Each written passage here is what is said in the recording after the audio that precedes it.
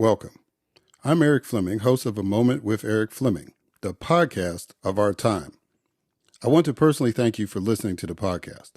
If you like what you're hearing, then I need you to do a few things. First, I need subscribers. I'm on Patreon at patreon.com/A Moment with Eric Fleming. Your subscription allows an independent podcaster like me the freedom to speak truth to power and to expand and improve the show. Second, leave a 5-star review for the podcast on the streaming service you listen to it. That will help the podcast tremendously. Third, go to the website, momenteric.com. There you can subscribe to the podcast, leave reviews and comments, listen to past episodes, and even learn a little bit about your host. Lastly, don't keep this a secret like it's your own personal guilty pleasure. Tell someone else about the podcast. Encourage others to listen to the podcast and share the podcast on your social media platforms because it is time to make this moment a movement. Thanks in advance for supporting the podcast of our time. I hope you enjoy this episode as well.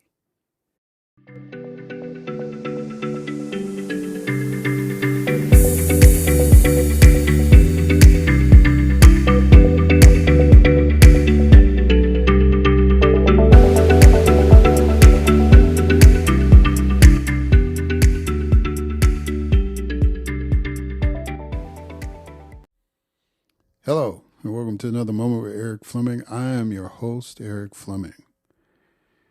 And these are some interesting times that we are living in, right? Which is why I am very fortunate to have interesting guests. The three guests that are going to be on today, I guess the underlying theme I would hope that you get out of it is encouragement. Right?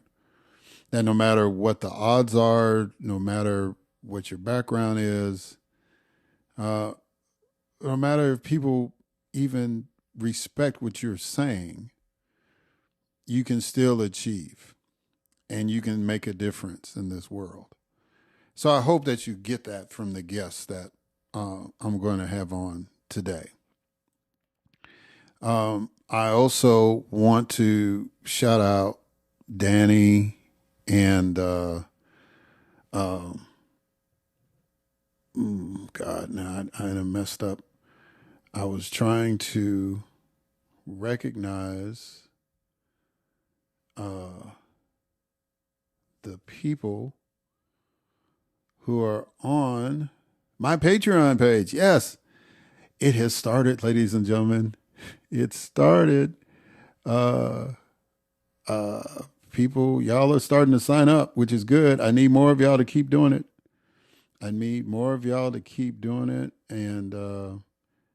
and be a part of what we're trying to do. And so I want to thank Danny. I want to thank Cassie Bogan, and I want to thank the Diva for being the first people to sign up. And if you want to get shouted out, go ahead and sign up on my Patreon page, patreon.com/A Moment with Eric Fleming. And I get the shout out. And I want to get to the point where it's like, there is no way I can say all these names on a podcast and keep the show to a decent time. So I'm excited about that, obviously. So again, do like those folks. Patreon.com/A Moment with Eric Fleming.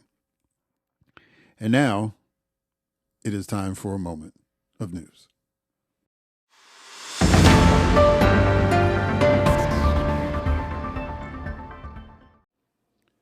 Donald Trump won both the South Carolina and Michigan Republican primaries against Nikki Haley, extending his lead for the 2024 presidential nomination. President Biden handily won the Michigan Democratic primary, but a protest vote, engineered by proponents of an Israeli-Hamas ceasefire, garnered 13% of the vote. U.S. Senate Republican leader Mitch McConnell announced he will step down from his leadership role this year. The U.S. Supreme Court will review Donald Trump's claim of immunity from prosecution related to efforts to overturn the 2020 election. Intuitive Machines reported that their moon lander Odysseus was intact but slightly damaged after a challenging first ever private lunar landing. President Biden, seeking a restoration of reproductive health care protections, criticized an Alabama Supreme Court ruling that considers frozen embryos as children, calling it outrageous and unacceptable. Donald Trump officially supported in vitro fertilization and urged the Alabama legislature to resolve the issue to maintain access to the treatment. An Illinois state judge barred Donald Trump from the state's Republican primary ballot due to his role in the January 6th insurrection. A U.S. service member who set himself on fire outside the Israeli embassy in Washington, D.C. as an apparent protest has died. A jury found former NRA chief Wayne LaPierre guilty of mismanagement, recommending he repay $4.35 million to the NRA. The U.S. imposed sanctions on over 500 Russian entities and individuals on the second anniversary of Russia's invasion of Ukraine and in response to the death of opposition leader Alexei Navalny. Ronna McDaniel stepped down as Republican Party leader following pressure from Donald Trump. The U.S. Department of Justice stated that Mississippi is violating the constitutional rights of inmates due to pervasive violence and the harmful use of solitary confinement in its prisons. A federal judge in Texas ruled that a government funding bill with a provision for pregnant worker protections passed by proxy voting during the pandemic was unconstitutional. 2 National Guardsmen died in a Mississippi training flight crash involving an AH-64 Apache helicopter. A Texas judge ruled that Barbers Hill Independent School District did not violate the state's Crown Act when it punished a black student, Darrell George, for his dreadlocks hairstyle.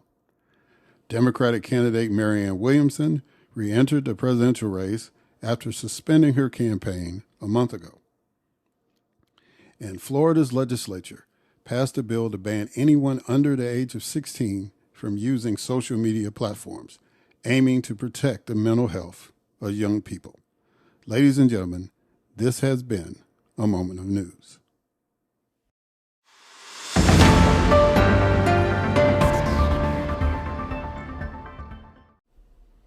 All right, and now we've gotten through that moment of news, it is time for my first guest. And her name is Ashleigh Ewald. Ashleigh Ewald of Marietta, Georgia, is a political science student at Oglethorpe University, where she currently serves as a student body president, representing and championing students' interest. Ashleigh is the first person of East Asian heritage to be elected SGA president in the school's history. Ashleigh is a national youth advisor and a paid freelance writer at YR Media, formerly Youth Radio, providing ideas and insights that will strengthen Teach YR programming and co-create programming. She also serves as the state director, Georgia chapter of Voters of Tomorrow, coordinating and guiding the chapter to implement initiatives such as hosting voter registration drives on college campuses across the state and supporting members on the board to keep fighting for Gen Z values. She has been published in various outlets such as Thought Catalog, Collective Work, Atlanta Magazine, YR Media, The Daily Free Press, Teen Inc., The Nation, and the Atlanta Journal-Constitution, reflecting on her experiences as an orphan and being an adopted, resilient, proud American. Ashleigh has campaigned for and formed bonds with candidates seeking office since she was 14 years old.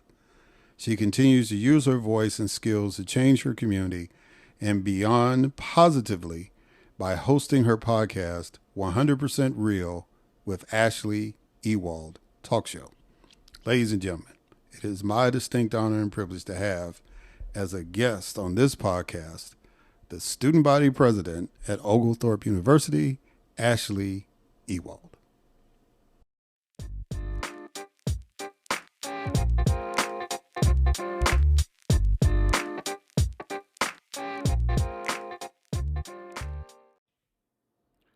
All right, Ashleigh Ewald, Madam President, how you doing? I'm doing really well. What about yourself? I'm doing good. I'm doing good. I'm really honored to have you on. Like I said, I saw you on LinkedIn, and I could feel that enthusiasm that you have on your post, and the excitement of being in that position. And I can relate to that because I was a student body president, and I just, I feel a bond with young people that assume that position because you can only expect great things to come. And it's obvious amongst your peers that they see the leadership that's in you. So congratulations on achieving that. Thank you so much, and congrats to you too. Yes, I see all the awesome work you do, especially back when you were state house representative. So cuties to you. That's awesome. Well, thank you. I appreciate that. All right. So normally when I start an interview, I usually give a quote. And that quote is something either that person has said, has written, or relates to the topic we're discussing. So your quote is, "The challenges I've faced since I was born and the work that's led me to this point inspire me to wake up each day knowing that everyone plays an essential role in creating the community they want and becoming the change." What does that quote mean to you? That means to me is that you don't have to let your past and your hard upbringings determine your success. So I know exactly that quote to me means exactly what it's like being able to relate to people, being able to actually show them that, hey, I too know exactly how it feels to be neglected as a kid and in multiple foster homes, adopted twice, you know. I had circumstances as a child that nobody should ever have to witness or bear. And I never thought I'd be anywhere in life, let alone even think about my future as a child. But then in my teenager years and stuff like that, I decided to change because I started being inspired by my teachers, smart friends and stuff.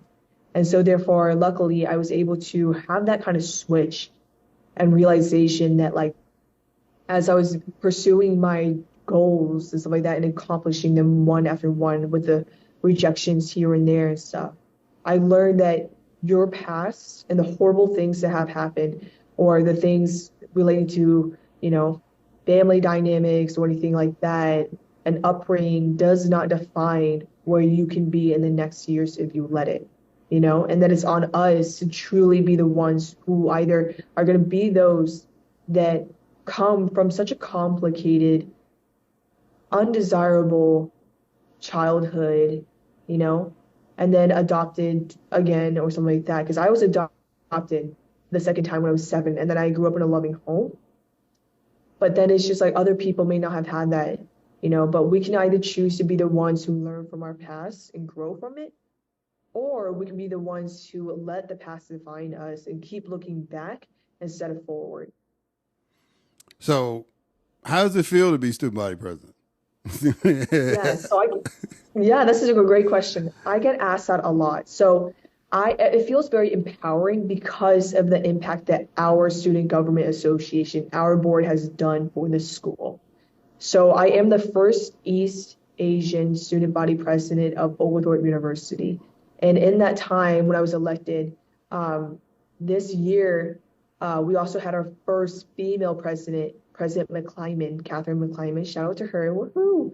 And so it's just been a historical year of two, women being in office, but not just being women, but people who actually represent the values of Oglethorpe. It's just I will echo my friend. It's just that it's not enough to literally look like, them, but we got to be the ones who also share that value.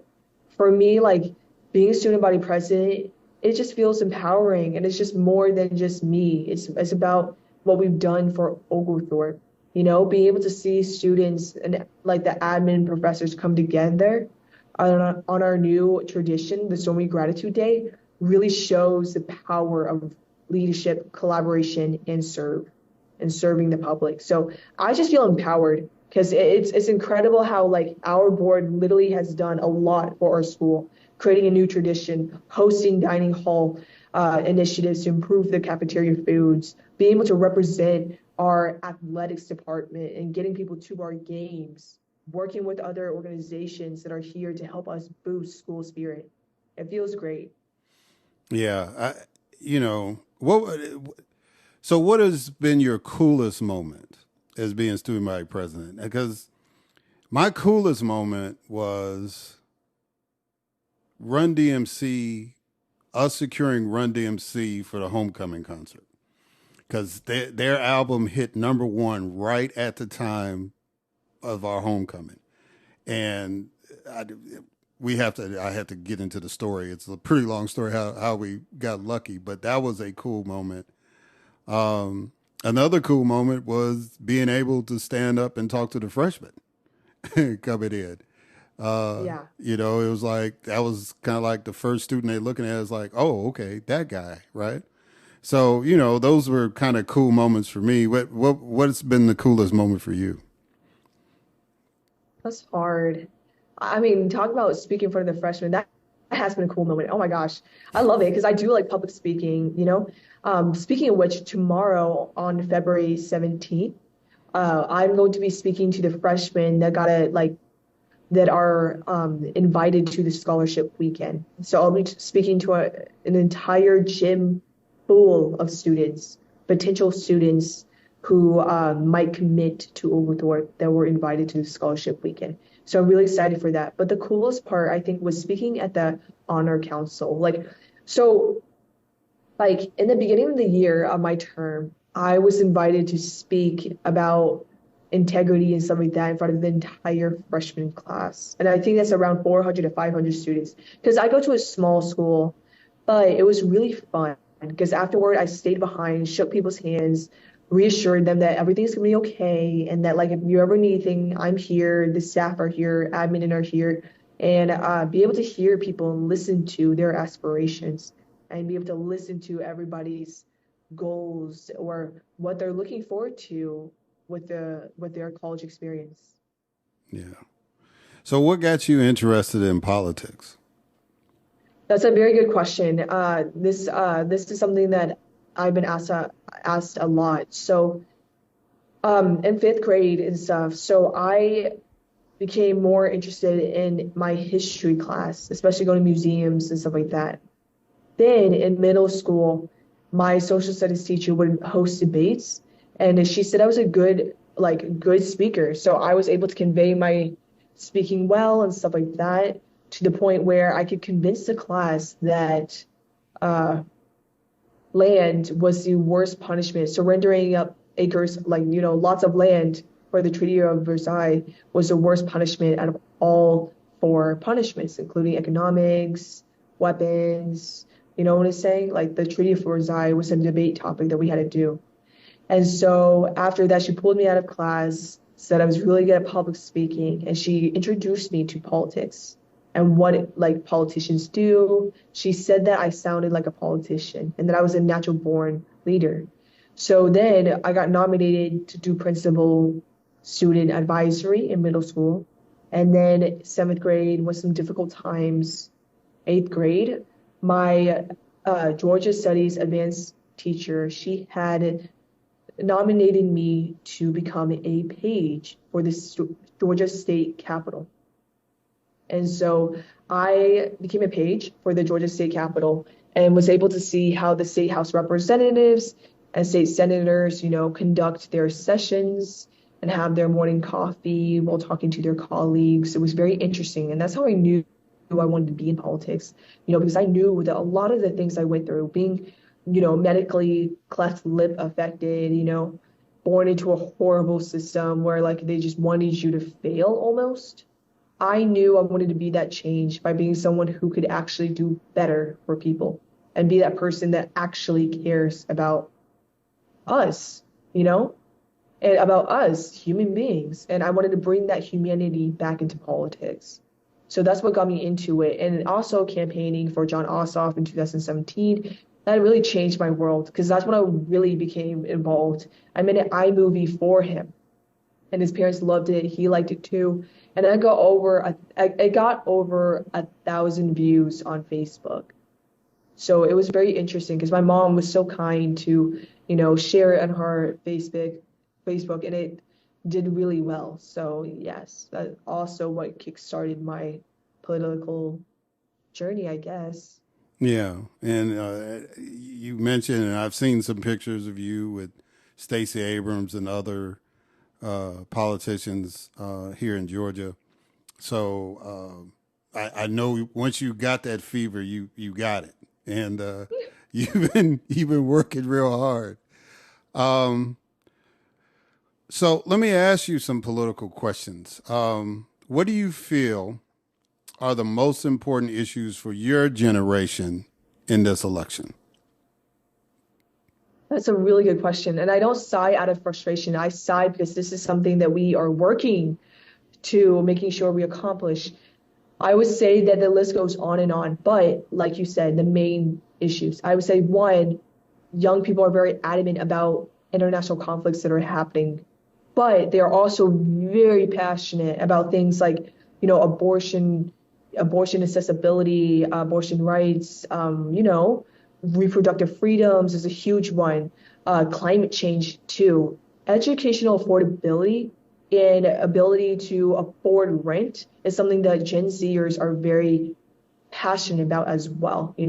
Gun violence is a huge one that young people who are literally Generation Z are very passionate about. The oldest Generation Z is 27 years old. And so what I'm trying to say is that like all of us young people from 15 to 27, we are so passionate about gun violence, addressing, hey, look at all these things that are happening, this misuse of guns, right? And like all these things that are going on, debates between, women and, reproductive systems and like LGBT issues, all these things are literally Gen Z's biggest issues coming with this election. What is the feedback you're getting in that the two oldest men ever to serve as president of the United States are basically the main choices for this upcoming election? So the main feedback I am getting is for there are a lot of Gen Z, especially on social media as well. But when we actually directly talk to them with our Voters of Tomorrow work that we do, visiting campuses and stuff like that, it is to listen, listen, because Gen Z want to be heard. I think that's the biggest feedback is to make sure that Biden and Trump listen. And obviously we see that one candidate like Biden, he is listening to Gen Z, whether you like him or not, that's not my opinion. That is not my business. Sorry, let me say that. That is not my business, whether you like Biden or not. But his actions have shown that he actually cares about what Gen Z has to say, right? He just created a TikTok, support Biden TikTok and stuff like that to reach out to young voters, to meet them where they're at. And like, sadly, yeah, there are a lot of people who are on TikTok scrolling mindlessly, not even actually reading actual statistics. They're just getting their news off of social media, which can lead to a lot of misinformation. However, he's hosted events at the White House near Christmas time, inviting Gen Z TikTokers, inviting Gen Z leaders across America to come to his White House and speak about what they're passionate about. Like he's actually asked Gen Z about what they care about. What are they passionate about? What do they want to see from him, right? And so Trump hasn't really done that as much as far as I know, like I read the news a lot, but as far as what I've seen, Trump has not really made as much of an effort as Biden has when it comes to trying to reach out to Gen Z. In fact, it almost appears as if he is trying to alienate them by poking at them and, supporting other candidates who want to propose raising the minimum age from 18 to 25 to vote. Yeah. So how did you're really the first person that I've had the privilege really to ask about that question, because that did come up, and it's kind of been floated out there on X, Twitter, or however you want to call it, and other platforms. But how does that make you feel that the generation that I grew up in was the one that fought for younger people to be able to vote, in saying that, if we're old enough to go to war, we should be old enough to decide who the commander in chief is. And you got a constitutional amendment to do that. Now we're actually having people, I think the first person I heard say it was Vivek Ramaswamy, say that he wanted to raise the age, and then a lot of people parroted that. What has been is that a topic of discussion in a lot of the forums or a lot of the places you've gone, and what kind of response has people given about a potential that they might raise the age? Yeah, so the likelihood of that happening is very minimum because that would make an amendment to the Constitution. But when it comes to going to events and stuff like that, I've heard a lot of black and white like responses to that, or of, oh, these are not my words. These are just things I have heard. And when I'm listening to Georgians and to some people across the nation on social media, you hear things such as, Vivek, that's crazy. I can't believe somebody would want to raise the age that way. Oh my gosh, he just doesn't want young people to be heard. Yep, he doesn't want Gen Z to vote and stuff. And all those like black and white kind of thinking. But for my response to, it's just that like with that, I think that Vivek's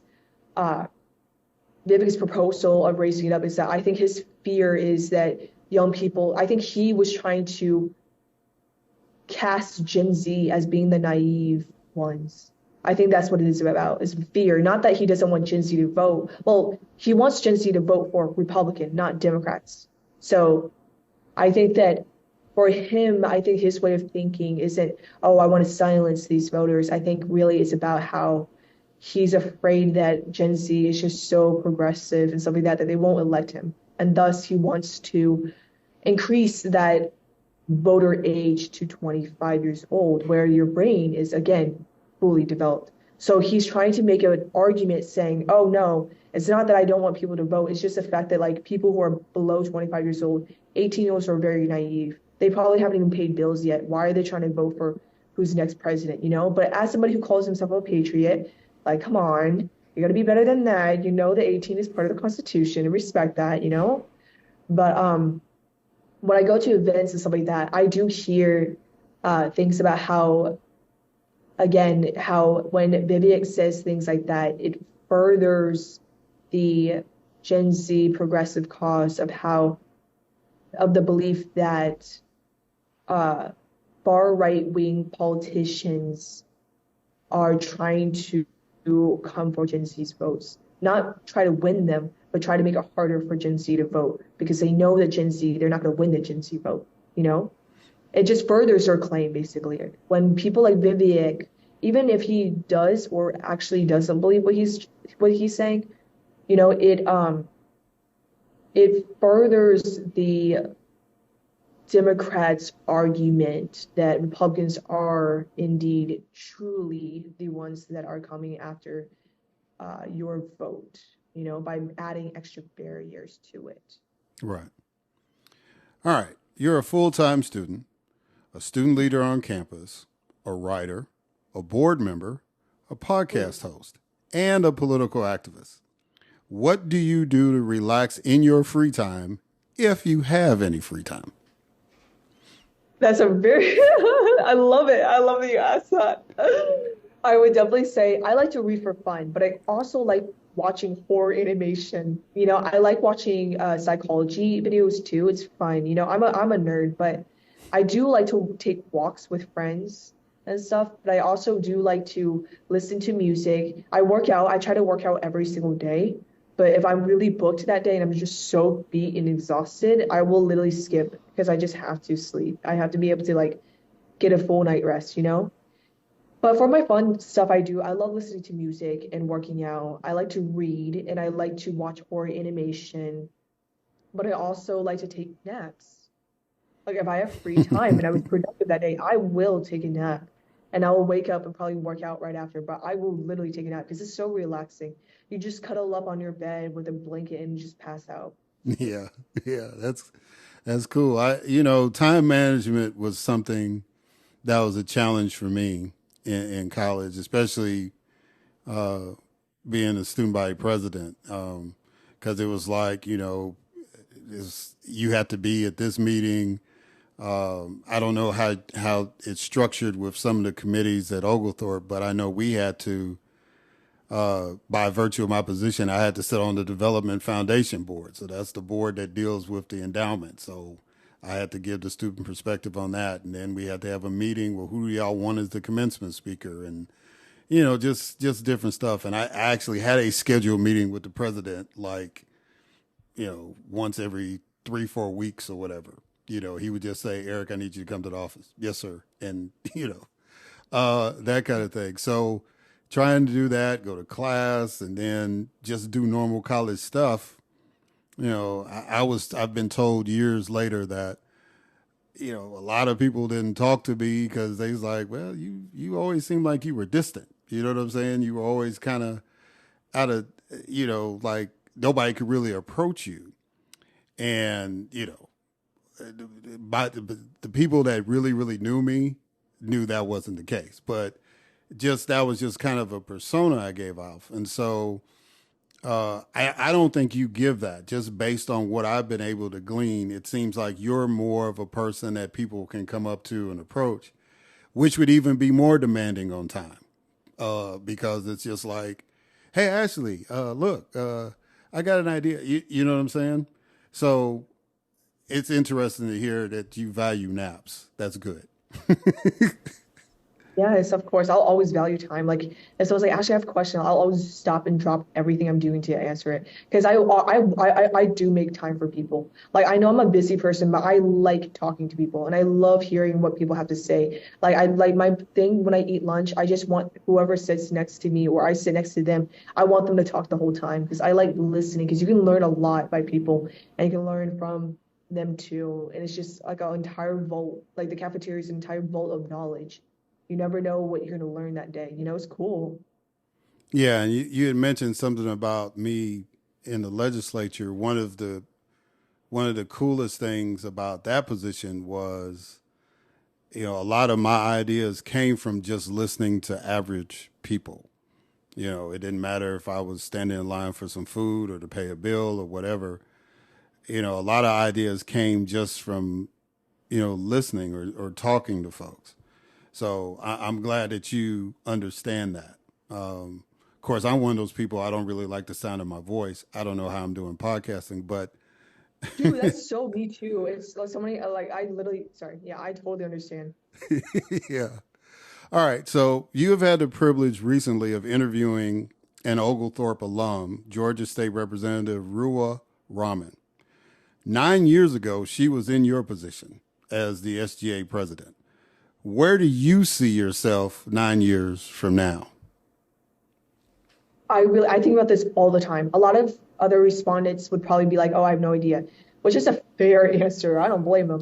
But for myself, I hope to see myself 9 years from now, one, serving Georgia. I really want to be elected into Congress so I can actually, so you can always help people regardless if you're elected or not.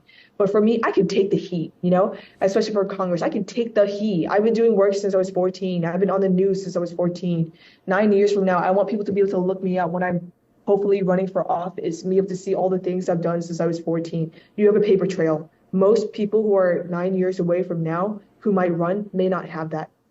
So that automatically gives me a leg up. And that's something that the Ostrov's parents gave me advice on when I was 14, and I'm taking it. So I hope that 9 years from now, I am elected into Congress, and I'm also a booked motivational speaker going around from high school, colleges, and stuff like that, on tours, sharing my foster and adoption story to show them that, hey, I'm here. You got problems, I got problems too, but we work through them. And we make sure that we're not the ones letting it stop us from accomplishing what we want, spreading that positive message and continuing my podcast, of course, And then the fourth one, I really hope that I get to have my house, like a really nice 2000s built home that has high ceilings and has those stairs that go like a Z shaped like a Z. Like when you walk in, you'll see the stairs have that top stairs, and then you see the stairs going down when you Right. walk in. It looks like one of those Alpharetta 2000s homes that are traditionally new built, and they have nice stone outside there. And I want a German Shepherd, Okay. and hopefully a husband or a boyfriend, something like that. That's what I would like. And then spoil my German Shepherd and be a great dog mom. Okay. That's good. You even visualize the house and the dog and everything else. That's all right. One of the cool things that you're going to experience is that a lot of the people that you're in school with have visions for you too. And you're as you continue to be successful, they're going to be your biggest fans, whether they vocalize it or not. So when you come back for homecoming or whatever kind of reunion celebrations y'all have at Oglethorpe, uh, you'll see your classmates will be like, Ashleigh, I knew you were going to do this. I knew it. You know what I'm saying? So I'm looking forward to that for you, and I really hope that you achieve everything that you want to achieve. I think that it's important for us to have an idea of what we want to do. And there was an old DJ, Casey Kasem, used to say, "Reach for the stars," you know, and you might end up on the moon, but at least you reach for the stars, right? And just keep being progressive, keep doing what you're doing. Not just progressive in your politics, but progressive as far as how you treat your life. And I guarantee you're gonna make it. Um, I so, truly appreciate it. Thank you. oh yes, ma'am. So if people want to get in touch with you, if people want to tie into the podcast, all this other stuff that you're doing. Oh, before I even let you do your plug, I do have to ask a question.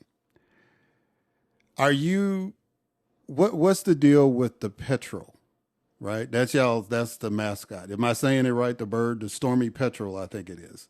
It's one of the most unique Stormy ones. Pedro. Petrel. Pedro. Okay. So what's the story behind that unique mascot? Yes. So there was a petrel, a stormy petrel, right? There was a bird that was flying. So there was an ocean, and there's a bird, and the bird was flying, right? And the ocean was going to come and like literally wash away the petrel. That petrel still flew and survived. And that's why we call it Stay Stormy the Petrel, Rise High. Because no matter how much obstacles, which is the analogy to the oceans, hits, we still fly. We still go, keep it pushing. So I thought that was like, oh, that's awesome. Yeah. Well, it's one of the most unique mascots in the country, and so since I had an Oglethorpe student, I said, let me go ahead and ask the question. Now it's time for you to go ahead and make the plug about the podcast and everything that you're doing. Okay, awesome. Thank you. Well, so yes, so are you asking on whether I just like talk about my podcast and my stuff or? Yeah, but tell people how to find your podcast, if you got a website, all Yes, that stuff. totally. All right, guys, thank you so much for listening. Eric is just such an amazing, wonderful, talented person, podcaster, politician, speaker, you name it. I had an honor of being on his show. And I also have a podcast as well called The 100% Real with Ashleigh Ewald Talk Show. I created that in my high school senior year during the pandemic, in order to give students, teachers a voice and a perspective in that very challenging time. And so as I got into college, I made sure that people could hear special guests from Hollywood, business, music, politics, and hopefully them listening to their stories, the listeners can see themselves within that special guest. But anyhow, you can find that at genz.speaks on Instagram. And you can also listen to it on all platforms: Spotify, Apple Music, iHeartRadio, Google Podcasts, again, Apple Podcasts as well, SoundCloud. You can listen to anywhere, anytime, any day and night, And so you can find my Instagram at Ashleigh Ewald, ASHLEIGH official on Instagram. And you can also find me just by, you can, I don't know, Google me or something, whatever, and hopefully just reach out to me and you'll see all my socials. I only have LinkedIn, Instagram. I do have Visco and I do have a YouTube channel for my podcast, but you could just DM me and I hope to look forward to connecting with y'all. Thank you guys so much. All right, guys. And that was Ashleigh Ewald, the current student body president at Oglethorpe University. Thank you so much, Ashleigh, for taking the time out to be on the podcast. Of course. Thank you. All right, guys. And we're going to catch y'all on the other side.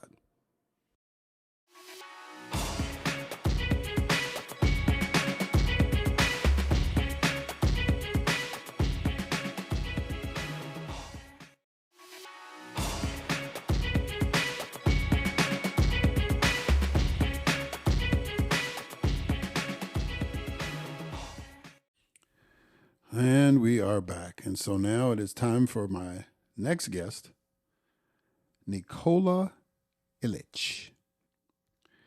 Nikola is an activist, leadership development professional, social entrepreneur, and a professor of leadership.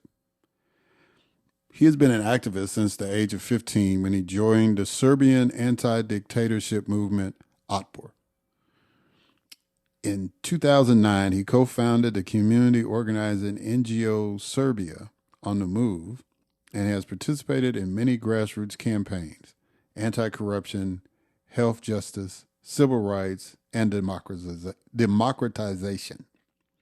Today he is involved in the work of the largest Serbian grassroots NGO, Kreni Promeni, as a board member, and he is co-leading the leadership development program of the pan-European movement, Volt Europa. Nikola is also a founder of ChangeLab Global, named the top 10 emerging change management organizations in the United States, aiming to make leadership development accessible to millions, regardless of their socioeconomic status. Besides various private sector government, NGO, and multinational partners, such as the Obama Foundation, UNICEF, U.S. Government Presidential Management Fellows, City Rise Movement, Nikola is part of the World Liberty Congress and many other organizations worldwide to support their fight for liberty and democracy. He has taught leadership and community organizing in various capacities with Harvard professor Marshall Gans since 2010. Currently, Nikola is teaching 2 classes at Georgetown University School of Foreign Service, Ethics and International Affairs, and becoming a democratic leader. His pedagogy is focused on learning by doing and action learning. And he is combining 4 foundational thoughts: community organizing, adaptive leadership, systems thinking, and adult development. He holds a master's degree from Harvard University and a leadership coaching certificate from Georgetown University. He lives today in Washington, D.C. with his wife and 2 daughters. Ladies and gentlemen, it is my distinct honor and privilege to have as a guest on this podcast, Nikola Ilic.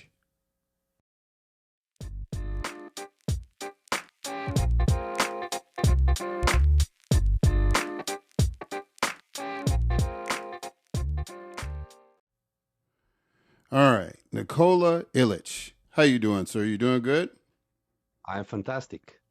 Yeah, you, Eric? You good? I'm doing well. I'm glad to have you on. You're one of those people that a lot of people may not know who you are, but your work is being noticed. And, just in my social media network and all that, I just happened to come across you. And I said, I'd like to get to know him. I'd like for him to be in my network. And when you accepted that, and I said, well, maybe I can get him on the podcast. And here you are. So Here I am. I am really, really honored to have you on. And I thank you for coming on, and I look forward to our conversation. Me too, and thank you so much. Honor is mine. As I mentioned before we started, I really appreciate, Eric, that you bring different angles, different voices, and enable difference to emerge in this podcast. So thank you for including my voice in all of that. Looking forward to our conversation.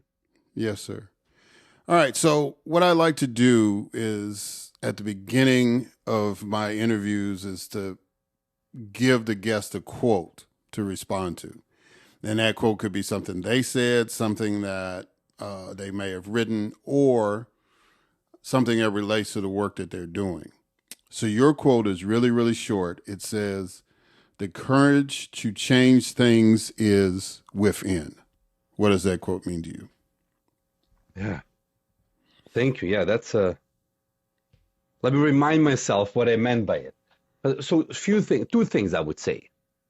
One, given that we're definitely going to talk about, ethics, politics, leadership.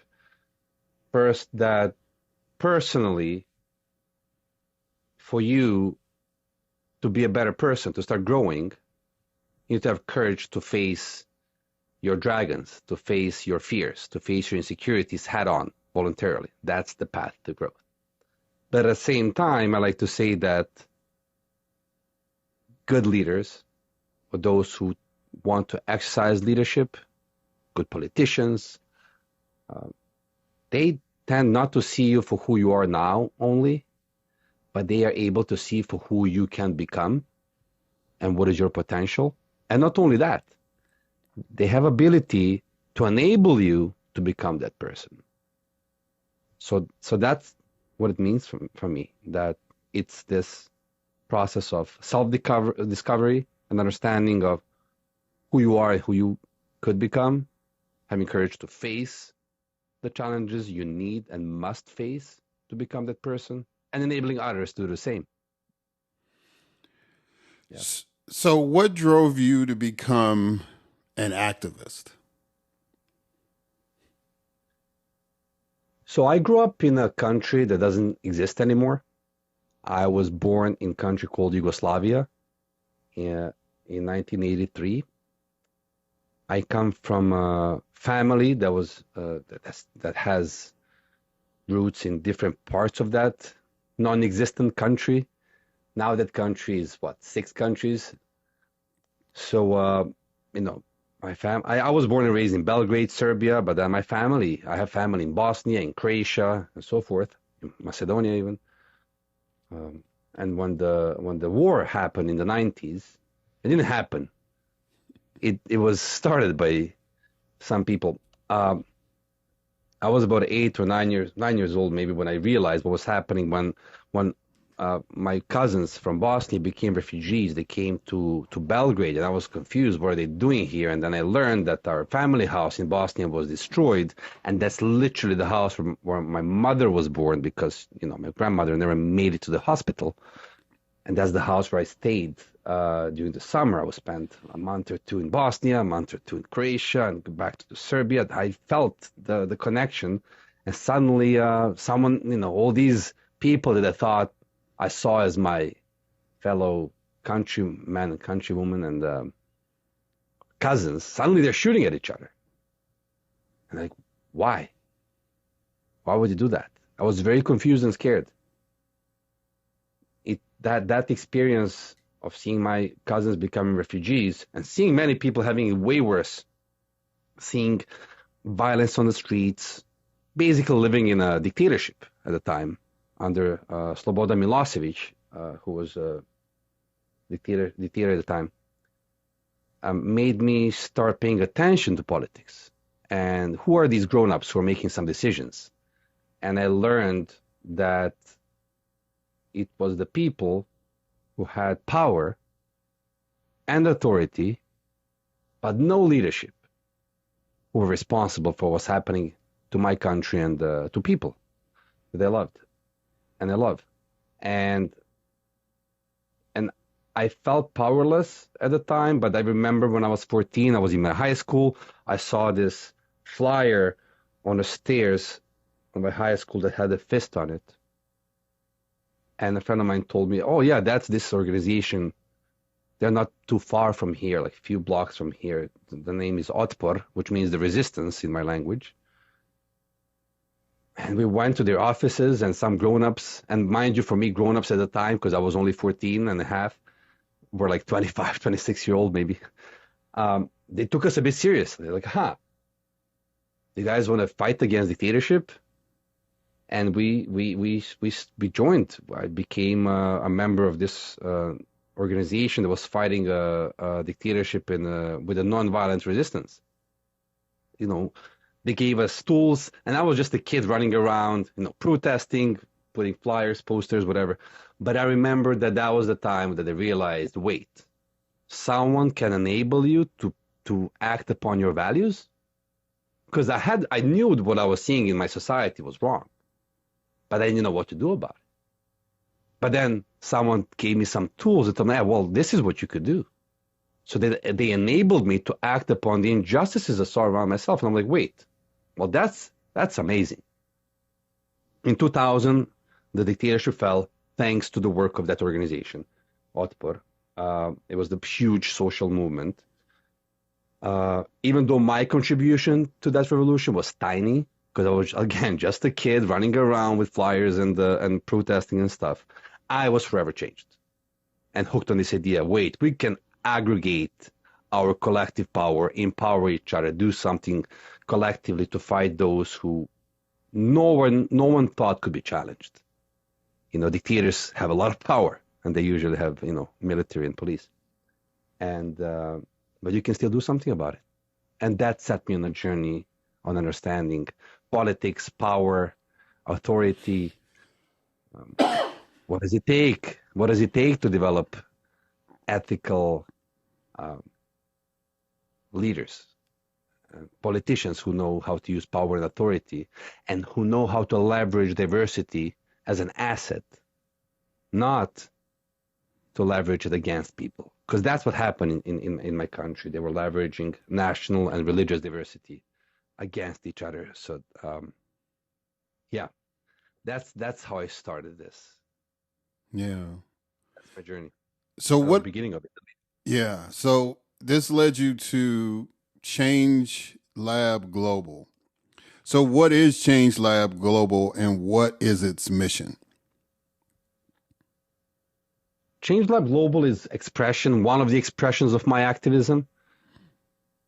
I like to see my life in kind of like I have 3 pillars. One pillar is activism. I'm still an activist. My whole life I was. After that experience in Yugoslavia, and then Yugoslavia, it partitioned, and then my country became Serbia, basically. I co-founded a movement with a few other friends of mine with the idea to deepen the democracy and create more agency among the youth, particularly in my country, because democracy is not, and we're going to talk about it, it's not just voting, that's just surface. You got to go deeper to really understand the democracy. That movement, that movement was sparked in so many ways by what was happening at the time here in the United States. In 2007, 2 friends of mine went to be volunteers for Obama campaign because, wow, there's something cool happening in the United States. They fundraised, they came here, the United States. They volunteered, they came back, and they said, hey guys, community organizing. We got to learn what that is, how to use it. We started our own movement with the idea to teach people how to have agency, how to not just depend on authority, but actually go and do something. We started using community organizing because we were able to connect to a professor from Kennedy School, Marshall Gantz, who is someone who worked on the Camp Obama, who is someone who worked with many social movements, and he was very, very generous with us. We started learning from him in online course, and that movement then became, and today is the biggest movement in that part of the world, I would say. It's a grassroots movement. So community organizing from Obama campaign sparked community organizing in Serbia, and so that's one. The second movement I helped build from scratch is Volt Europa, which is this political, pan-European political party, and it's kind of strange because it's I would say it's the first continental political party in human history. So we're trying to to say, hey, let's don't look at the national politics only. We got to go up and see the bigger view, and let's do politics on European level and make Europe more united. And by the way, we got to change the way politics is done by teaching politicians how to use power and authority as a tools, not as a goal in its own. So I'm still active there. We have European elections coming up. We're doing a lot of trainings there. And I'm also working with a new movement we're building called World Liberty Congress, where we're connecting pro-democracy activists from all around the world in order to fight the rising authoritarianism in the world. And I'm very lucky to be part of that, together with people like Leopoldo Lopez from Venezuela, Masih Alinejad, Iranian activist, Garry Kasparov, the Russian activist, many John Lee, Chinese dissidents, many amazing people I get to work with. So that's like one pillar. Second pillar is my teaching. I teach at Georgetown ethics, and I teach becoming a democratic leader class. I am very lucky to teach future foreign service members. I teach a School of Foreign Service master's program. And my third pillar is ChangeLab, which is, all right, I got lucky to get exposed to these amazing frameworks of community organizing and many others, because I also, ended up going to Kennedy School, Harvard Kennedy School, was very lucky to be able to get it and all of that. But I also realized that those who need these tools the most, the community organizing, the adaptive leadership, all these tools to build your power, individual and collective, those who need it the most can afford it the least. That's one premise. And the second premise, also those who need to practice it the most are not practicing it, like big organizations, like think about international, like United Nations agencies and big governments. So that's the role of the ChangeLab. On one side, we're working with big clients such as different U.S. government agencies or UNICEF or Obama Foundation, and helping them to create more democratic leaders and to embrace this democratic leadership framework. And we can talk about it. What does it mean? It's very practical and useful. It comes from both theory and practice. It's not a pie in the sky. It's something that is very practical and effective. And on the other side, deliver trainings pro bono to those who can't afford it but really need it, like different activists, different organizations that could benefit from that. So that's the aim of the ChangeLab, to make leadership development accessible to millions, regardless of socioeconomic status, and to teach big systems also how to utilize their power in democratic way, because guess what? They are part of our democracy too. So would it be a fair statement to say that your activism manifests itself in human development? Yes, absolutely. I like to think about my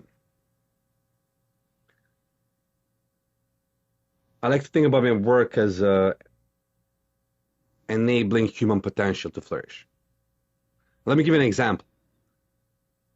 A baby born in Georgetown in abundance and access, and a baby born in some other part of DC where there's lack of resources, a lack of safety. Both of them could be future doctors, scientists, presidents, right? Just think about it. Right. Anywhere in the world. They can be anything. And then the question becomes, well, how do we enable them to become the best versions of themselves? And not only that, in my opinion, that's ethical thing to do, because I think every human deserves to have a chance to reach their full potential.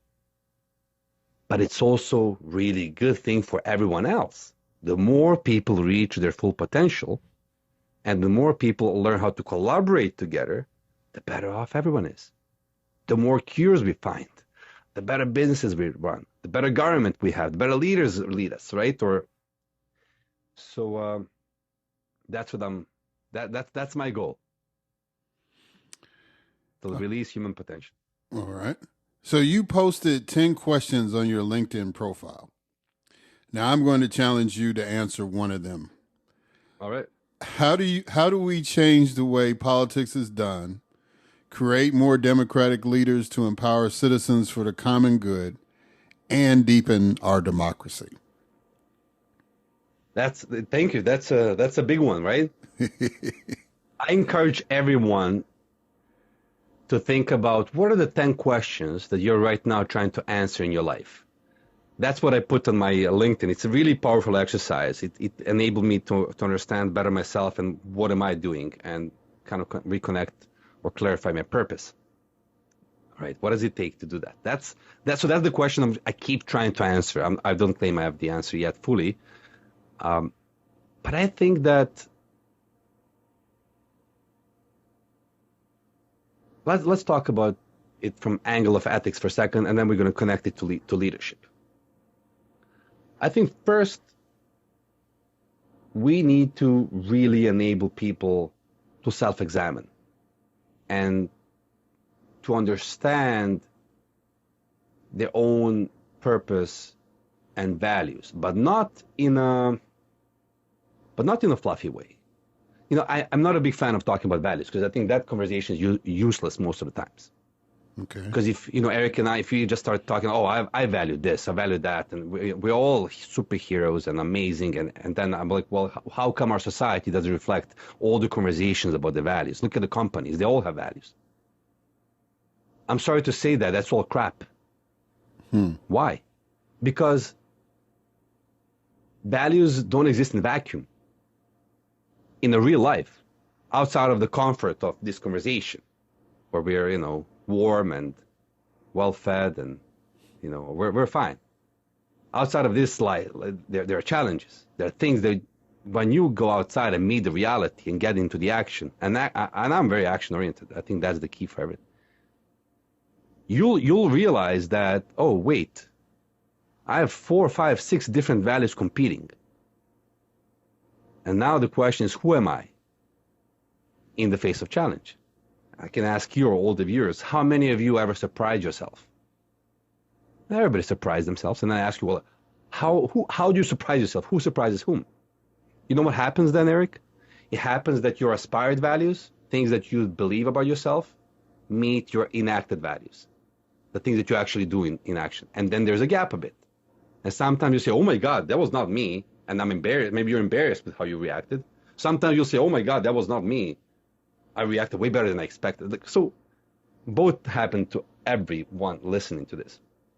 So what I'm saying is that we have to teach people how to learn about themselves in action so that they uncover that gap between aspired and enacted values. Because think about a situation where you're walking down the street and there's a man harassing a woman violently. And everybody, probably most of the people at least, listening to this would think, well, that's the wrong thing. So there's a value of, I need to protect this woman, or value of nonviolence. Yet, the question is, how many of you will actually do something about it? So now we're talking about acting upon your values. And then the question is, well, probably not everyone, maybe minority. And then I like to examine this question, why? What's behind you not acting upon your value? Well, it turns out that there's another value that you need to honor, that maybe you're not so proud of or aware of. That's the value of your own personal safety, maybe, right? Maybe you're valuing your family and you're with your kids. You don't want to see them to see you being maybe caught up in some violence. So that's an example, very kind of plastic, simple example of what happens in the reality. So what happens in reality, you realize to honor one value, you might have to sacrifice the other value that you deeply care about. Sometimes that's personal safety, sometimes that's comfort. But there's a sacrifice associated with the exercising leadership and acting upon your values. And then the question becomes, well, how do we create politicians and people who really understand who they want to become, what are their values, what are their aspired values, heroic self that's still worth having, and then how do they really put that heroic self in action so that we don't have, and we've seen these politicians who, when they speak, they all sound amazing, and then when you look at their actions, like, wait, well, that doesn't match this. Right. Well, why? Because in action, they'll have to sacrifice at least few values they talked about. And I believe we can do that by training them in action. We have to enable politicians, or, I would say the challenge with politics is that we have wrong people running for office and running for wrong reasons. We need to enable people to, if you want to get power, and authority, you better know why. I have students who are very ambitious, and they'll tell me, oh, I want to run, I want to be this, and dream big. And I love, yeah, you got to dream big. It's really important. Then I ask them, do you know why you want to do that? And some of them, after a bit of a coaching conversation, they break down. They're like, man, I'm just seeking power. I'm like, don't do it then. Why? What's behind your necessity to have power as a goal, not as a tool? It's usually some kind of insecurity. I believe it's going to cure something. And it's not. But it might feel at the moment, and you might want to have more and more. So we got to teach politicians that there are tools like power, or people who aspire to hold public office, that there are tools like power, authority, all of these things. And then there are intentions. That's ethics, that's leadership, that's action.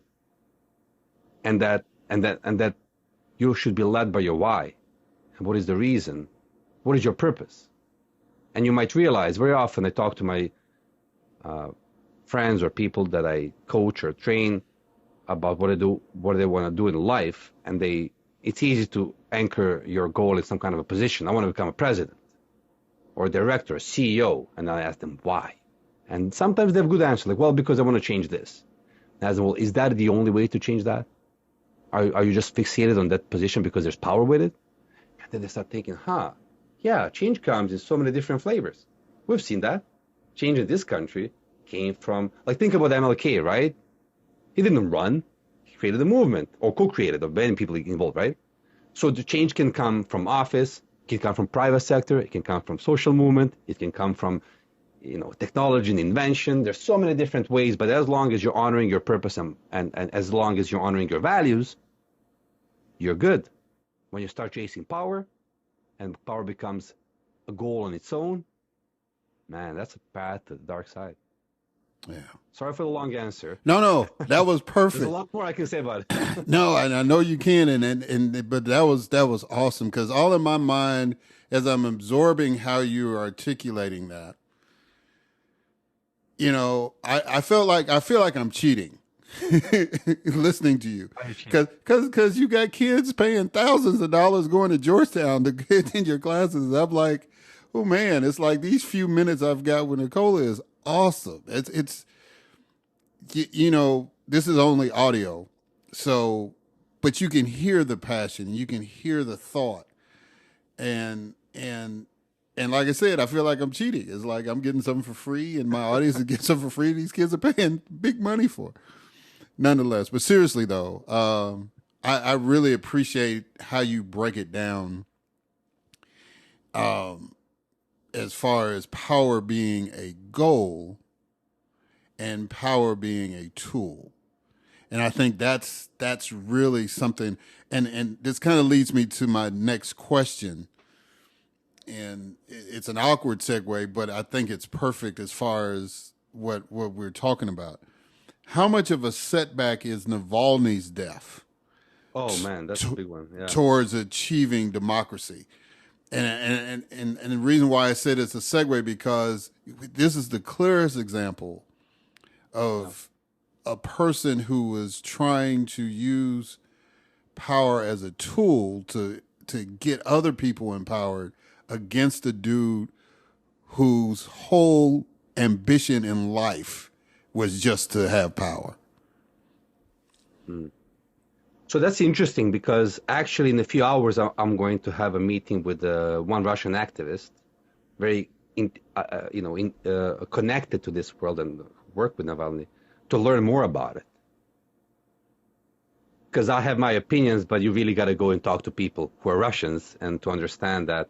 I'll tell you something as someone from Serbia who had the high hopes in this prime minister who came after our dictatorship.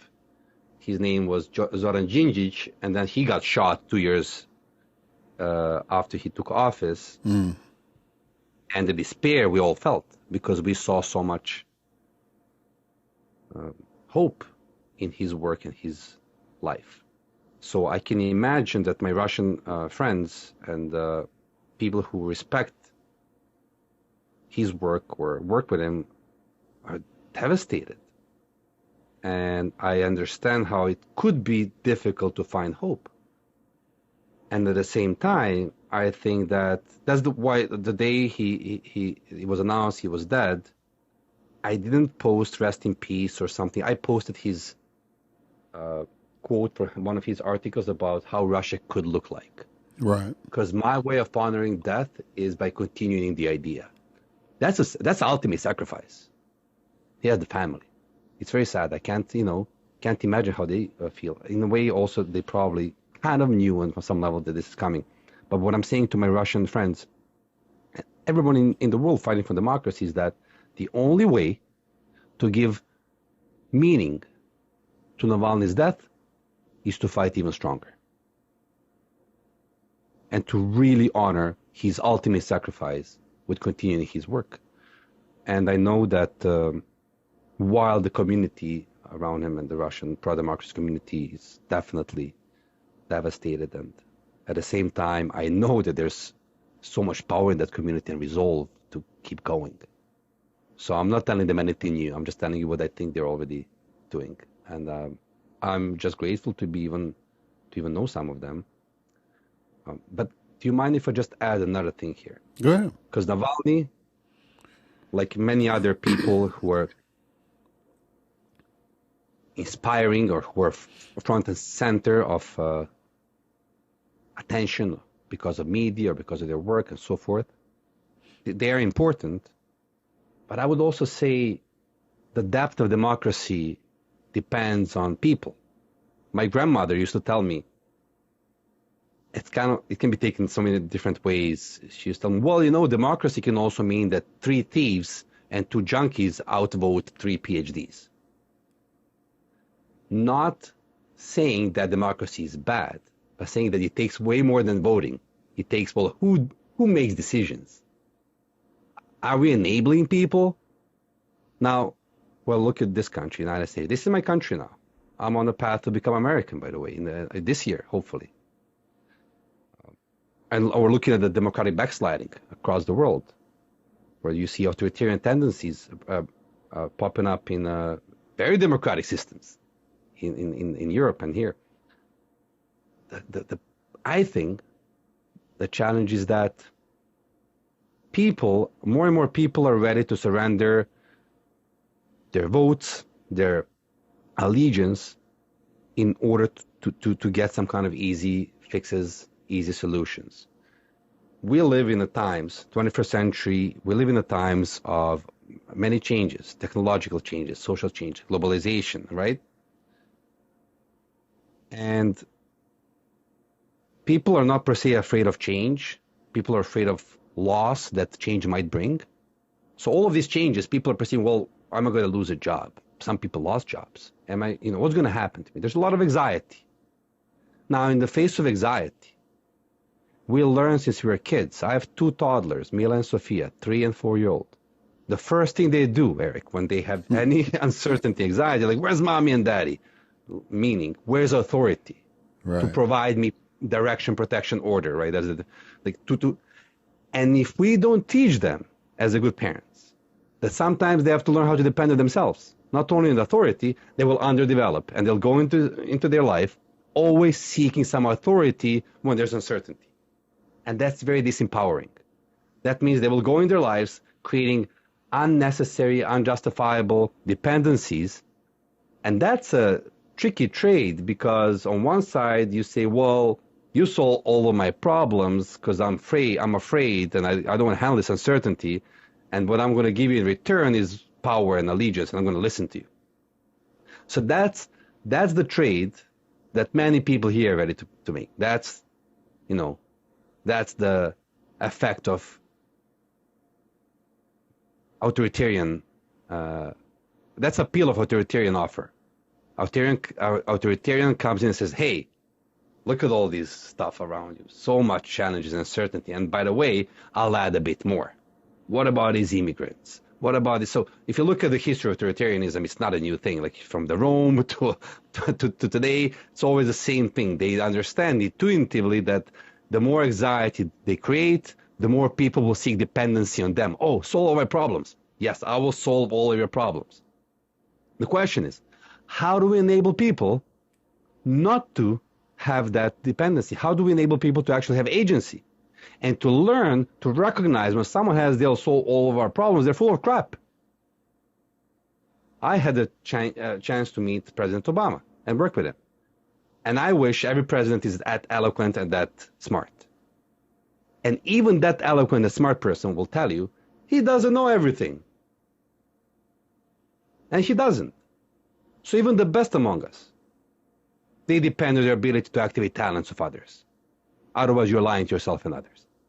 So that's what it takes. You got to do the grassroots work. You got to enable in this country particularly, because I've seen it. I lived in Ohio. I've seen what a really bad education looks like. I've seen how on one side this country is very rich, but I've seen poverty that I haven't seen in my country that's much poorer. At the same time, we are here, first world country, like developed, and a third world country, underdeveloped. I live in DC. DC, man, is like few cities. Yeah. Parts of DC look like Switzerland. Part of the city looks like, it's bad, like it's unsafety, poverty is horrible. So how is that? You cannot, going back to these two babies we talked about. Well, the baby is going to grow up in unsafety, no access to good food, underdeveloped maybe, even physically already, no access to health care, so maybe even some things that we should solve early on might bother them their whole life. They won't have access to good information, meaning education and internet. The internet should be a human right, by the way, I think. And doesn't have any access to capital, meaning if I have a great idea, man, how am I going to realize? Because I'm stuck in my zip code, right? That's harming our democracy. It's not just, we can talk about its ethical challenge as well, because ethically we shouldn't have that.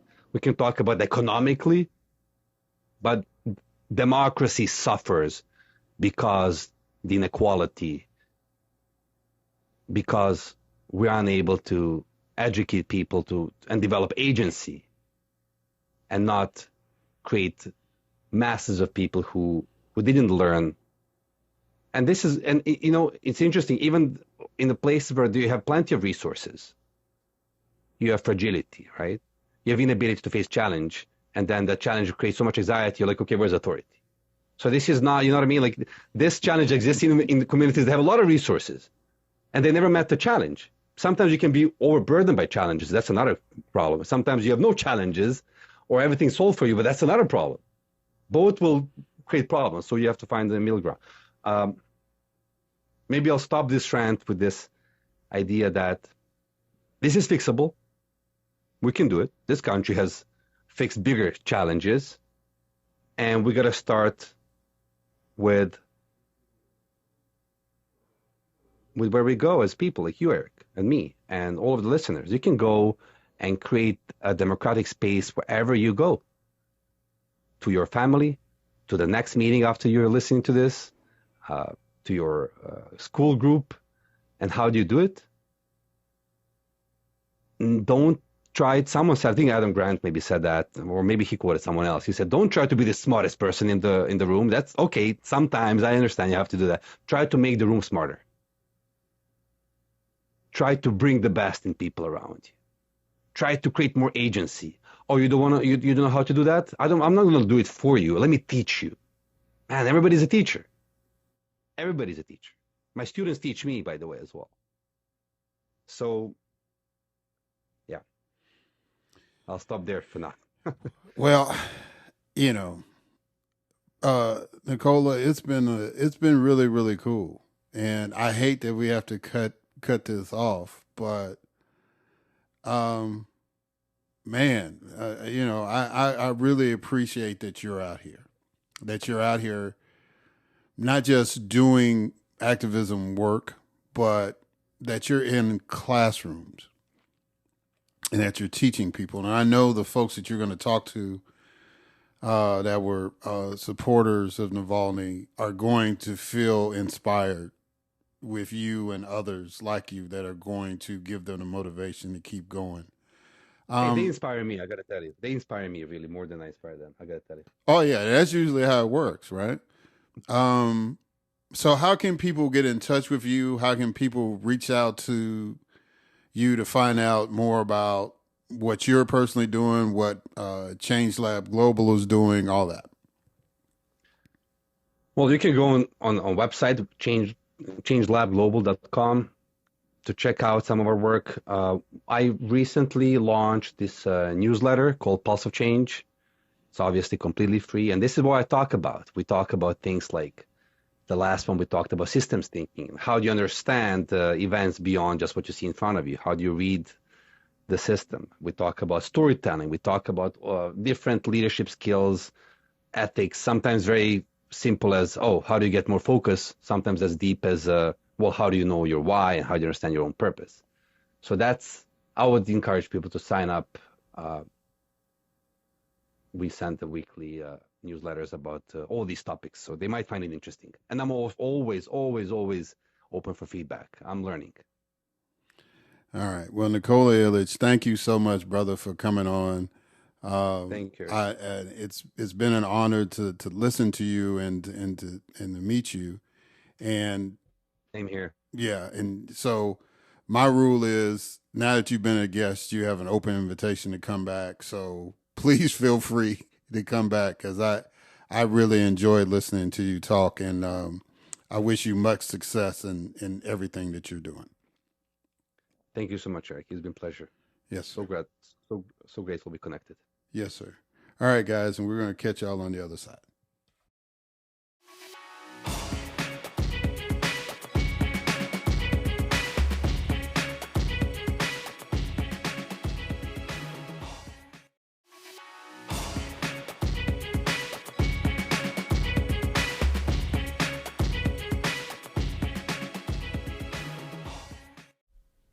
All right, and we are back. And now it is time for my final guest, and that is Julie Farnam.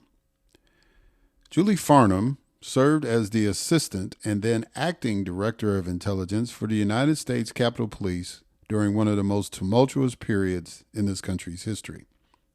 During her time there, she oversaw the identification and vetting of nearly 20,000 threats against members of Congress, most of which were made by U.S. citizens who adhered to extremist ideologies.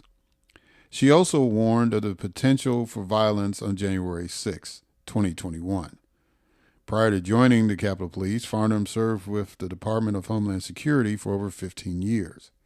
She holds a master's degree in intercultural relations from Lesley University and is also the author of the book U.S. Immigration Laws Under the Threat of Terrorism. Farnam lives in Arlington, Virginia, with her 2 daughters. And we're going to be discussing her new book, Domestic Darkness. Ladies and gentlemen, it is my distinct honor and privilege to have as a guest on this podcast, Julie Farnam.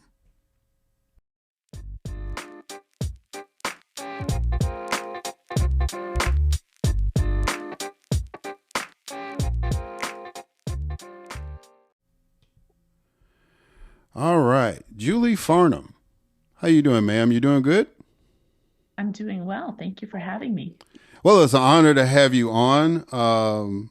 And I really am interested in your book, Domestic Darkness.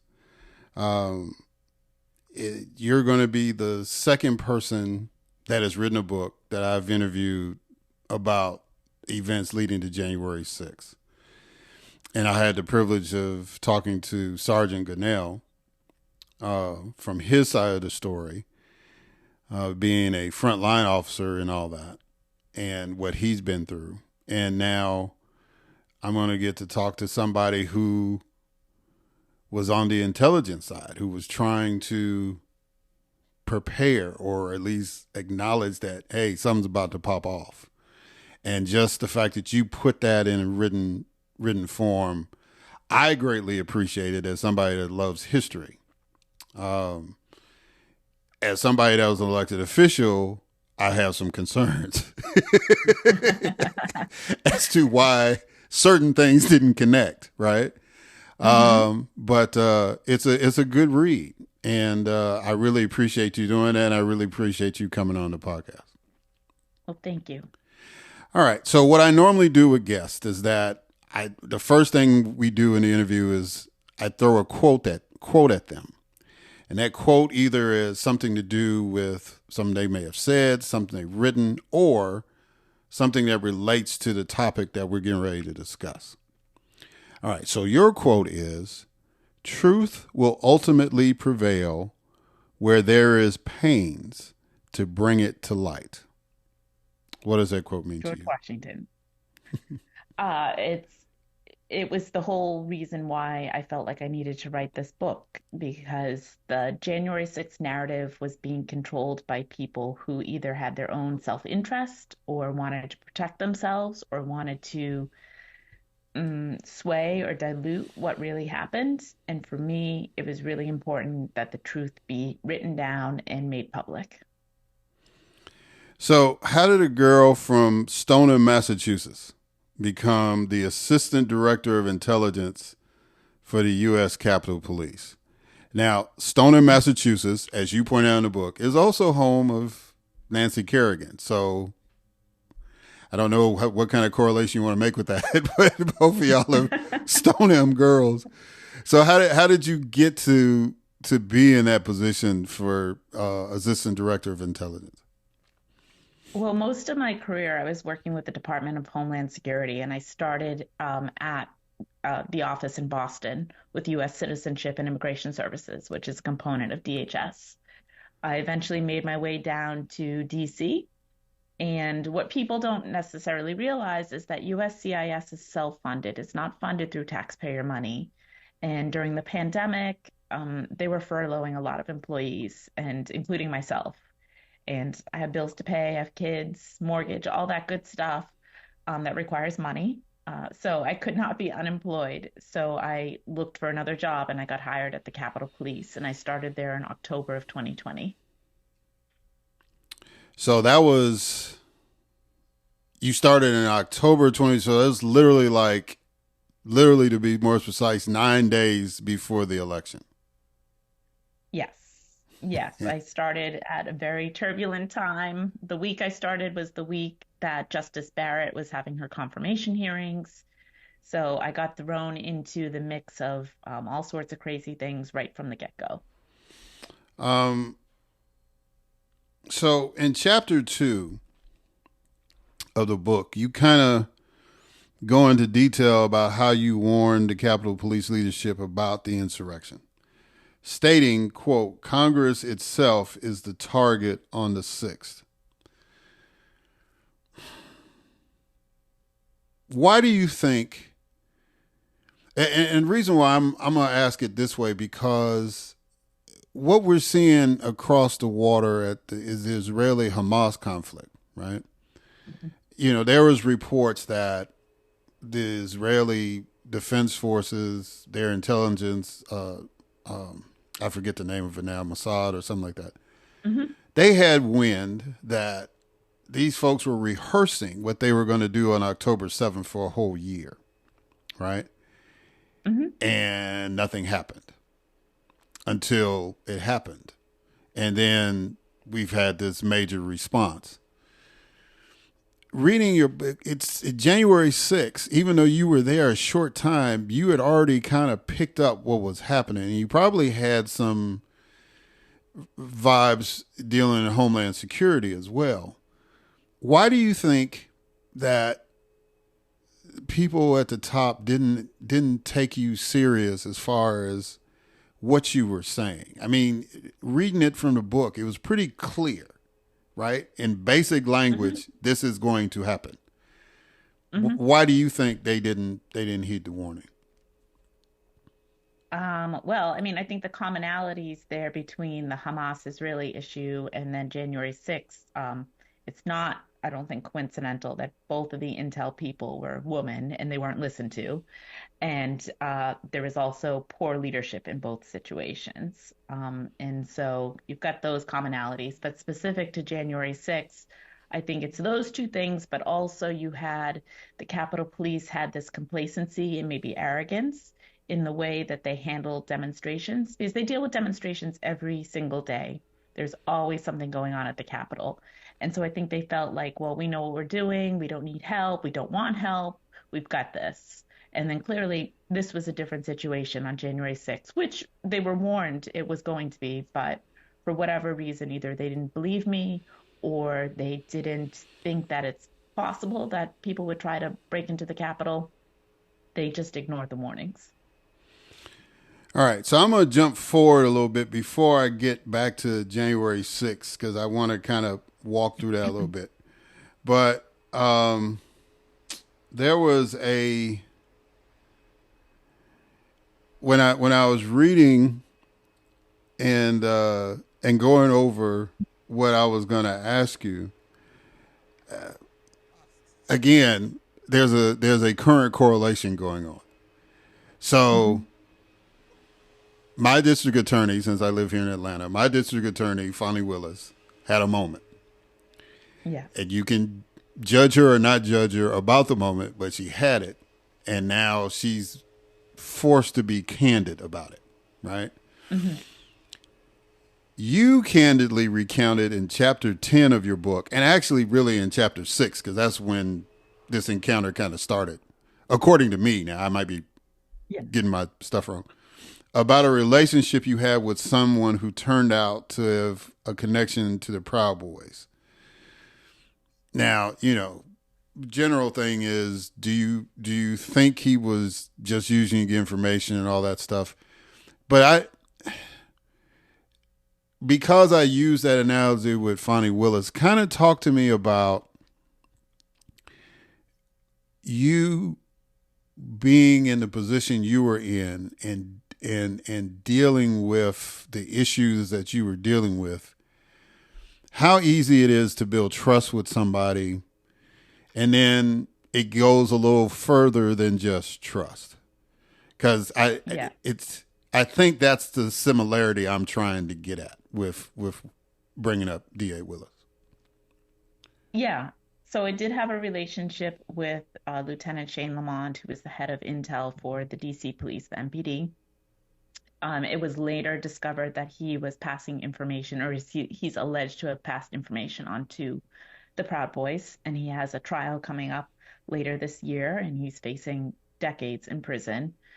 And so to your first question about, did he use me or not? I don't know. I mean, I knew he was working with the head of the Proud Boys as an informant.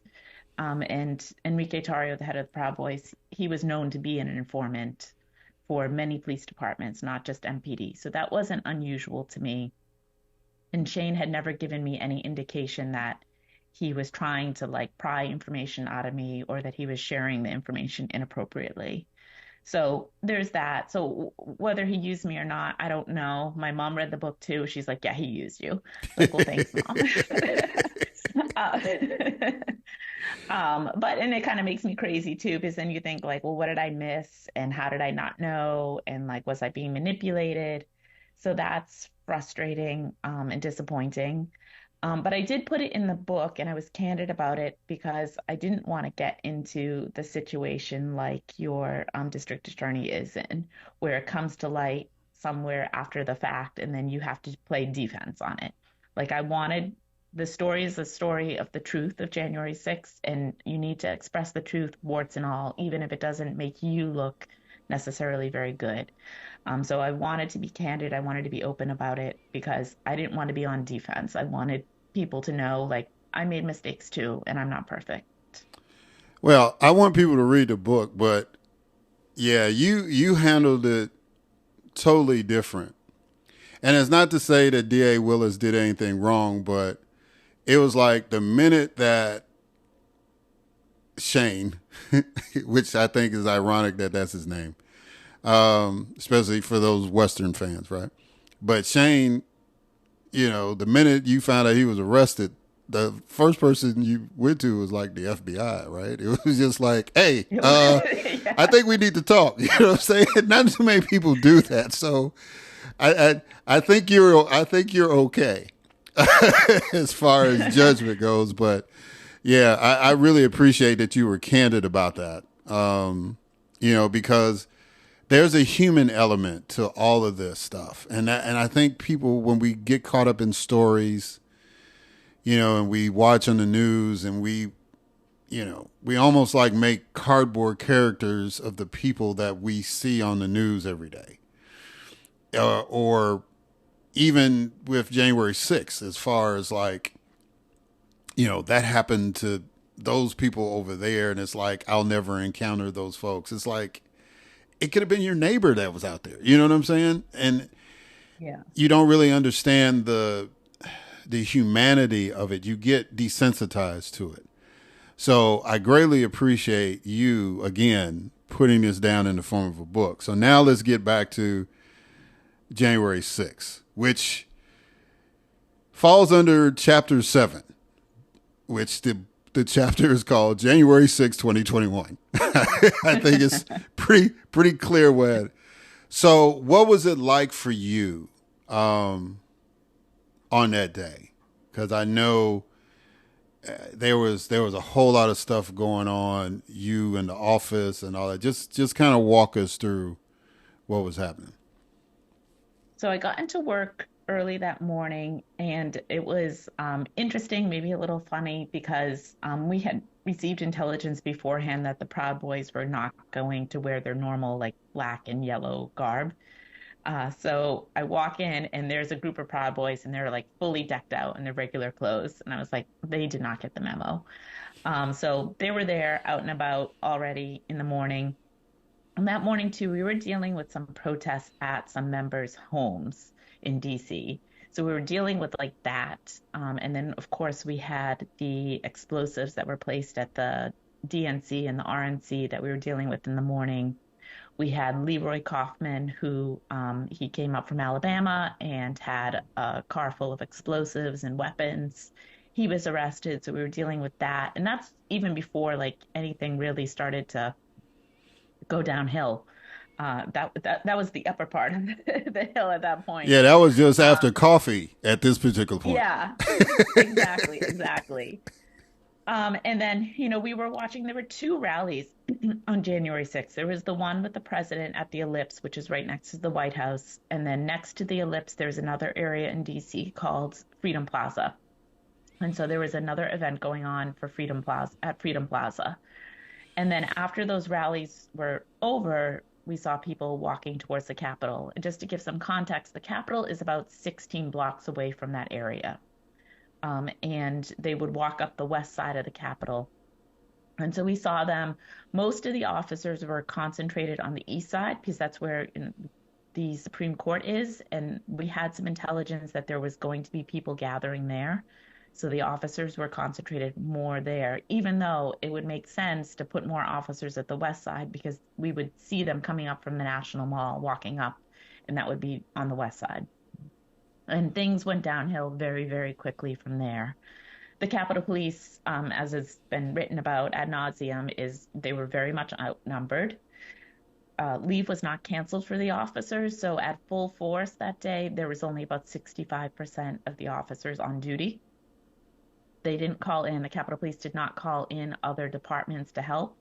I mean, DC Police were there because that's their jurisdiction too. Park Police were there, Supreme Court Police, but still, like, not nearly enough to hold back the crowds. And they only had bike rack around the Capitol to hold back the crowds. And of course, like, I can lift up bike rack. There's not much of a defense there. So things went downhill very, very quickly. It was chaotic. As we all know, there was delays in getting the National Guard there.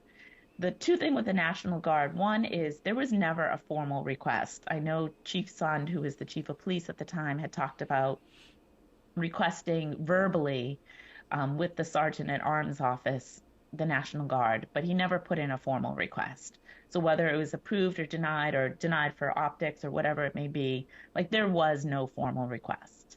Number one. Number two, the Capitol Police is part of the Council of Governments, so they could have called in neighboring jurisdictions ahead of time to be there on January 6th, and they didn't do that. And so they didn't start making their phone calls until like it was in full-on riot, and that's problematic. And so eventually other law enforcement agencies showed up, the National Guard showed up, and people, made their way out. I left the office probably around 11 o'clock that night.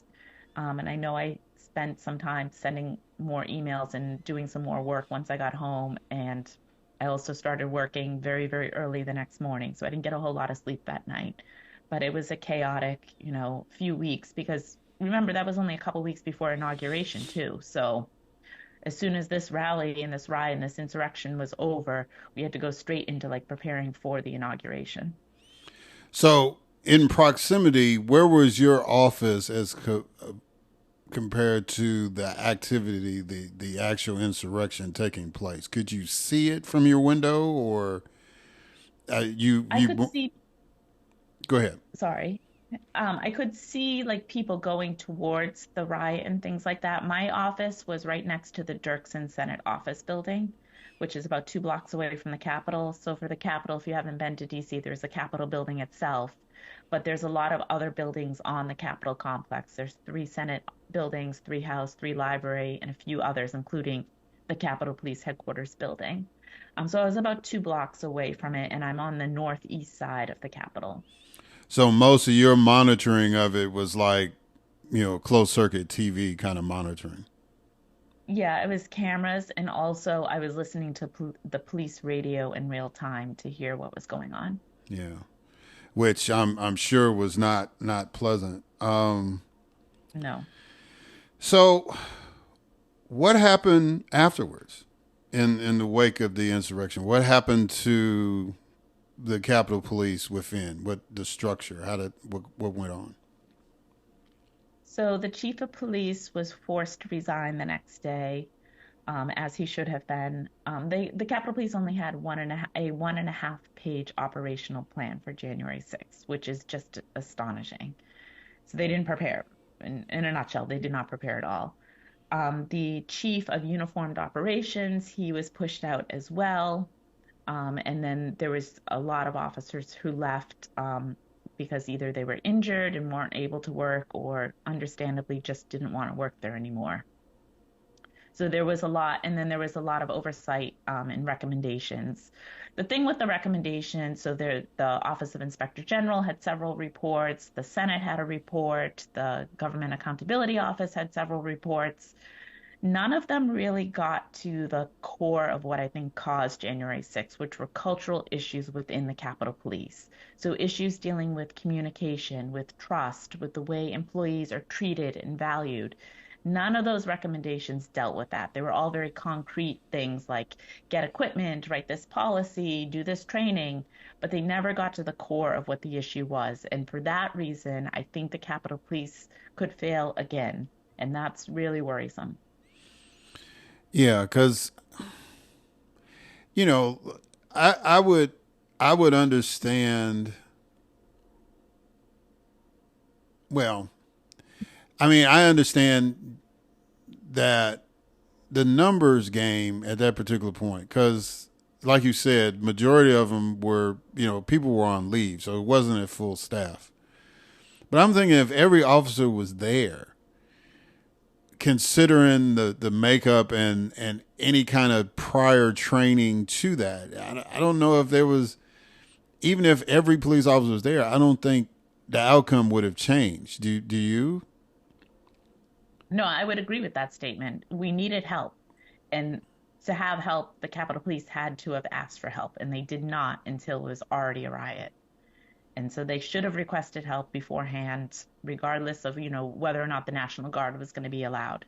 There were it's DC. There's, many, many, many officers and jurisdictions surrounding us that could have helped and that did come to our aid when we needed it, but they should have asked beforehand and they should have had them there ready to go. Yeah. So you in the book, you talk about the Oath Keepers, the Proud Boys, QAnon, white supremacists. One, do you see a difference between these particular groups at all? And number two, based on what the rhetoric is and the actions that these groups have shown up until this point, are you concerned that there will be violence surrounding the 2024 presidential election? So with your first question, they do have different ideologies. White supremacists, neo-Nazis, they're racially and ethnically motivated. The QAnon are really conspiracy theory. That's their thing. And then the Oath Keepers, they are more militia type group, and concerned about like government overreach. Proud Boys were kind of in their own category at the time, although they're leaning towards being more racially motivated today. But they did all come together for a common cause and a common purpose on January 6th, which is maybe a little bit unusual for all those groups because they don't usually play together. But they did come together on January 6th. And then, with the upcoming presidential election, I do worry about violence. I worry about violence. I particularly worry about a lone wolf committing some sort of violent action against, particularly against an elected official or a candidate for office. Well,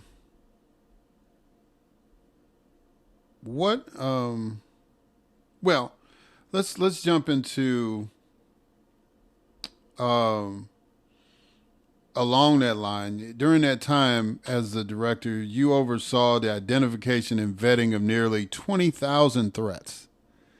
Yes. Against members of Congress, most of which were made by U.S. citizens. In light of your answer and these particular groups we highlighted, why do you think that domestic terrorism has been on the rise? I think a large part of it has to do with the fact that there are individuals in elected positions and leadership positions who have taken these fringe groups, and every society has like these fringe elements, but they took these fringe elements and they brought them into the fold and brought them into the mainstream and empowered them to spread their hate and gave them a stage and gave them a voice. And, we don't have enough people speaking out. Like when someone says something, racist or sexist or whatever it may be, we need more people to step up and say, hey, this is wrong. This is not acceptable. And we didn't see that, and we're still not seeing that. And that's why it's so dangerous. Yeah, and that's part of the reason why I do the podcast the way that I do it, because I think that people need to have dialogue, right? And it needs to be intelligent dialogue, and it doesn't need to be combative. And I think when you highlight the fact that the leadership has not shown the kind of temperament to tone stuff down, instead they seem to be inflaming it, that's a major, major problem. And so I'm glad that you addressed that in the book. And having said that, are there any lessons we can take away from January 6th that will help ensure something like that doesn't happen again? And, well, first of all, if it happens again, what will it look like before we get to the point, other than whatever kind of lessons we could take away? I don't think we'll see people like breaking into the Capitol again. I think the Capitol Police, that's the threat they know now. And so they will be prepared. They will have a fence. They will have officers. They'll have the National Guard. They'll have all of that come next January 6th. But I think the possibility for riots and violence very much exists, but it would probably be more on the street, in other capitals as well. So there's that. But going forward, I think there's a responsibility of social media platforms because this insurrection was planned in broad daylight. It was planned on social media. That's where we got all the intelligence for. And social media platforms, I think, do have a responsibility for what's written on there. I know the Supreme Court disagrees with that statement, but there is. I mean, with all those threats that you just mentioned, most of those were posted on social media. And a lot of times when I was investigating those threats, I would go to the social media platform to see the threat, and it had already been pulled down, which means that the social media platform knew it was wrong and they pulled it down. But no social media platform ever sent me a threat. I had to go find it myself. And so if something is illegal, if it happened, in front of your house, it's still illegal if it happens online. So why there's such a hesitation to report illegal activity that's happening online or that's being discussed online. I mean, I get that social media companies are businesses and they don't want to be seen as cooperating with law enforcement, but they're not creating new categories of unlawfulness. They're taking what is already unlawful and reporting it to authorities. And I think they have a duty to warn, and they're not doing that. Yeah. Yeah, that's a whole nother show about these tech companies and what is going on. And but from a law enforcement standpoint, it's really a Herculean job, which goes back to why it was so important for folks to pay attention to what you were saying. Because the only way that you can effectively enforce the law is that you utilize your tools. And one of your tools is intelligence. So if I know where the bad guy is going to be, I mean, we all watch superhero movies, right? So it's like, Batman was the coolest one because he always knew where the Joker or the Riddler, he knew where they were going to be because he would figure out their pattern, right? So it's like in real life law enforcement, if we kind of know the bad guys are coming or where they're going to come, that would be helpful. And to totally ignore that or, for whatever reason is crazy. But I'm glad that you had a chance to tell your story and to tell it in a way. And I encourage people to get Domestic Darkness to get the full picture because this interview just touches on a little bit. I really need y'all to get that book. I really need you to read it because, it's just absolutely amazing how human beings are. It just really is. You got people that are doing their job, and then you got folks that are like, not so much. And the consequences of all that. So please, y'all, get this book. I take it you're no longer with the Capitol Police. What are you doing now, and how can people get in touch with you and support what you're doing and all that stuff?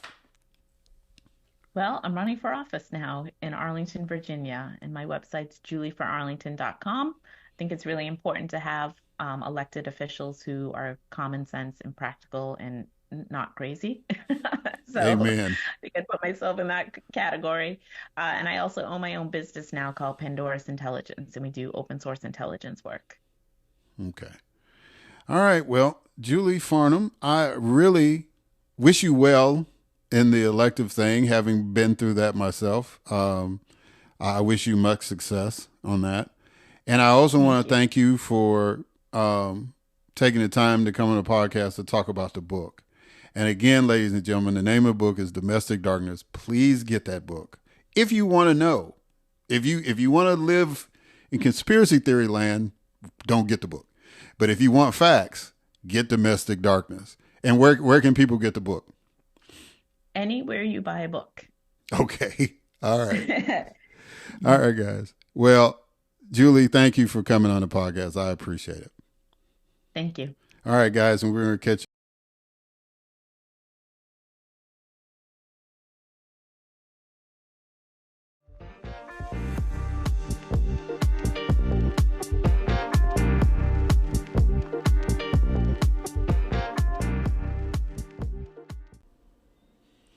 All right, and we are back. So I want to thank Ashleigh, Nikola, and Julie for coming on.